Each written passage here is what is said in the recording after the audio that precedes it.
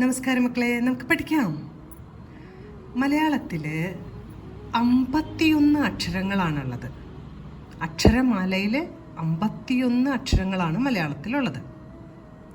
അതുകൂടാതെ 5 ചില്ലക്ഷരങ്ങൾ കൂടെയുണ്ട്. ചില്ലക്ഷരങ്ങൾ. ആ 5 ചില്ലക്ഷരങ്ങളാണ് ഇനിയുള്ള ക്ലാസ്സുകളിൽ നമ്മൾ പഠിക്കുന്നത്. ആദ്യം നമ്മൾ പഠിക്കുന്ന ചില്ലക്ഷരം ആണ്. അർ എന്നാണ് ഉച്ചാരണം. അർ എങ്ങനെ എഴുതണമെന്ന് നോക്കാം.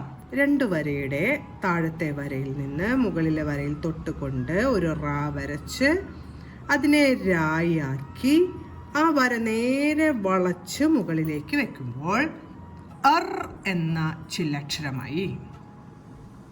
നമുക്ക് റാ അറിയാം. റാ എന്ന് ഉച്ചരിക്കുമ്പോൾ റായുടെ കൂടെ ആ എന്ന ശബ്ദം കേൾക്കണം. രാ എന്ന് ഉച്ചരിക്കുമ്പോൾ രായുടെ കൂടെ ആ എന്ന ശബ്ദം കേൾക്കണം. അർ എന്ന് ഉച്ചരിക്കുമ്പോൾ ആ എന്ന ശബ്ദം അവിടെ കേൾക്കുന്നില്ല. അർ. അപ്പോൾ സ്വരാക്ഷരമാണ് ആ എന്നത്. സ്വരാക്ഷരത്തിൻ്റെ സഹായം കൂടാതെ എഴുതുന്ന വ്യഞ്ജനാക്ഷരങ്ങളാണ് ചില്ലക്ഷരങ്ങൾ. അടുത്ത് നമുക്ക് വാക്കുകൾ എഴുതാം. അർ എന്ന ചില്ലക്ഷരം എഴുതാൻ എല്ലാവർക്കും മനസ്സിലായി. ഇനി നമുക്ക് വാക്കുകൾ എഴുതാം. ആദ്യം എഴുതുന്നത് അവർ എന്നാണ്. ആ വ അർ. ആ വ അർ. അവർ. ആ വ അർ. അവർ. ഇത് രായല്ല, അർ ആണ്. രായുടെ കുറച്ച് സാമ്യം തോന്നുമെങ്കിലും ഈ മുകളിലേക്ക് ഇവിടെ വരെയാണെങ്കിൽ രാ എന്ന അക്ഷരം നേരെ വളച്ച് മുകളിലേക്ക് വെക്കുമ്പോൾ അത് അറാണ്. അവർ. അടുത്ത് നമുക്ക് കാർ എന്നെഴുതാം.